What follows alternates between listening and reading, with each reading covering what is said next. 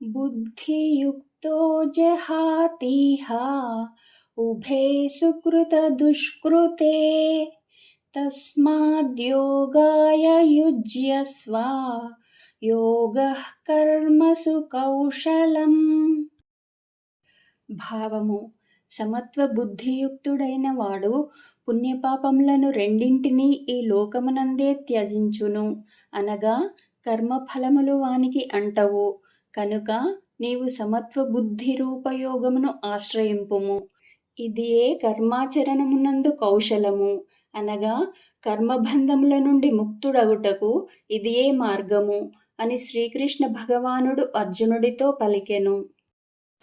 కర్మజం బుద్ధియుక్తా హి ఫలం త్యక్త్వా మనీషిణః జన్మబంధ వినిర్ముక్తాః పదం గచ్చన్త్యనామయం. భావము: ఏలననగా సమబుద్ధియుక్తులైన జ్ఞానులు కర్మఫలములను త్యజించి జనన మరణ బంధముల నుండి ముక్తులయ్యెదరు. అంతేగాక వారు నిర్వికారమైన పరమపదమును పొందుదురు అని శ్రీకృష్ణ భగవానుడు అర్జునుడితో పలికెను.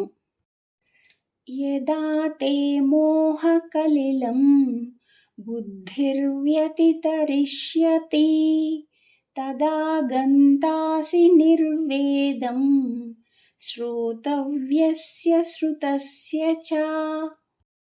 భావము: మోహమనడి ఊబి నుండి పూర్తిగా బయటపడినప్పుడే నీవు వినినా వినబోవు ఇహపరలోక సంబంధమైన సమస్త భోగముల నుండి వైరాగ్యమును పొందగలవు అని శ్రీకృష్ణ భగవానుడు అర్జునుడితో పలికెను. శృతి విప్రతిపన్నా తే యదా స్థాస్యతి నిశ్చలా సమాధావచలా బుద్ధిః తదా యోగమవాప్స్యసి.